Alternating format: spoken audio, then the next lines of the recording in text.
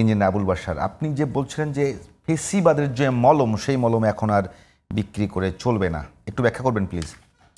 আচ্ছা, এটা এই কারণেই বলছি যে আমরা যদি ফেসিবাদকে যদি মানে সমূলে বিনাশ করতে চাই, তাহলে ফেসিবাদের যতগুলো কাজ আছে সেই কাজগুলো এখন করতে দেওয়া যাবে না এবং এটা আমাদের করা চলবে না। সেটাকে প্রমোট হচ্ছে এখন কোনোটা অনেক জায়গাতে হচ্ছে। আপনি যদি আমাকে সময় দেন আমি আপনাকে এরকম প্রচুর বলতে পারবো। ফেসিবাদের যতগুলো লক্ষণ আছে, ধরেন লুটপাট, দুর্নীতি হচ্ছে না, চাঁদাবাজি হচ্ছে না, কারা করছে মানে এখানে আপনি তো পত্র পত্রিকা খুলে দেখেন, মানে এটা যার সুযোগ হচ্ছে সেই করছে। রাজনৈতিক দল করছে, নতুন যারা প্রতিষ্ঠিত যে যাদের বলছে যে আমরা স্টেক হোল্ডার তারাও করছে। হ্যাঁ, তো এখন হচ্ছে কি এক একটা প্রতিষ্ঠানে যখন যে যেখানে আছে সে সেখানে রাজা, কারুর কোথাও কোনো অ্যাকাউন্টেবিলিটি বা ট্রান্সপারেন্সি নাই। আমার কাছে এরকম অনেক উদাহরণ আছে, আমি আপনাকে নাম সহকারে বলতে পারবো, যারা এখানে বসে বসে ফ্যাসিবাদের যত আচরণ আছে। আমি আপনাকে ঢাকা বিশ্ববিদ্যালয়ের আমি আপনাকে ওপেনলি বলছি, ঢাকা বিশ্ববিদ্যালয়ের ভিসি ঢাকা বিশ্ববিদ্যালয়ের একজন শিক্ষককে একটি কলেজের চেয়ারম্যান করে পাঠিয়েছে, এবং শুধু একটা কলেজে না শরীফ ভাই, অনেকগুলো প্রতিষ্ঠানের উনি সদস্য হয়েছেন। উনি ওখানে বসে বসে উনি আওয়ামী ফ্যাসিবাদদেরকে এখানে প্রমোট করছেন। ঢাকা বিশ্ববিদ্যালয়ের ভিসি কাউকে কি কোনো কলেজের চেয়ারম্যান মানে ম্যানেজিং কমিটির সভাপতি? হ্যাঁ, ম্যানেজিং জিবি যেটা বলা হয়, যাবার কি এখতিয়ার আছে তার? হ্যাঁ, অবশ্যই আছে। কিরকম? যেমন আপনি ধরেন বা আপনি ঢাকা বিশ্ববিদ্যালয়ের শিক্ষকরা অধীনে যে শিক্ষা প্রতিষ্ঠানগুলো আছে সেখানে আচ্ছা আচ্ছা আচ্ছা, এবং সেখানে বসে উনি আওয়ামী ফ্যাসিবাদদেরকে উনি ওখানে প্রমোট করছেন।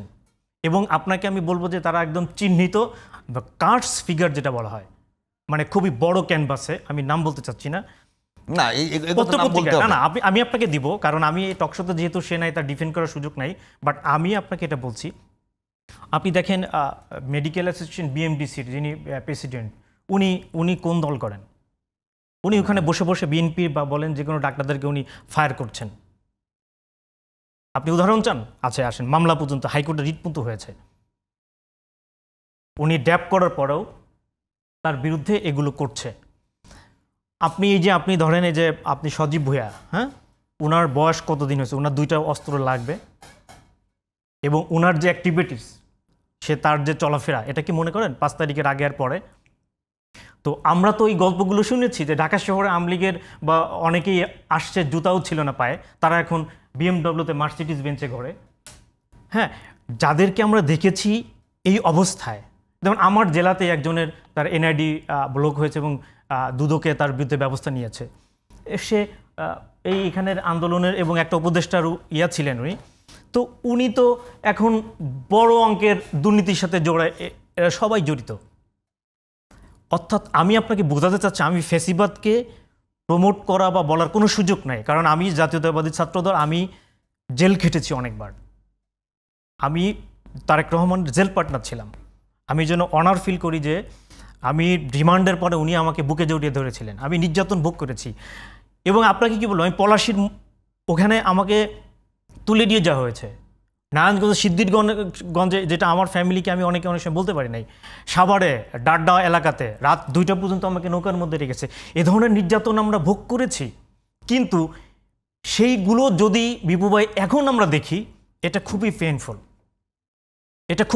আমি সেই জায়গা থেকে বলছি, আপনি ফেসিবাদকে যদি বাংলার মাটি থেকে চিরতরে বিদায় করতে চান, ফেসিবাদের কোনো অ্যাক্টিভিটিস আমাদেরকে এখানে করা চলবে না।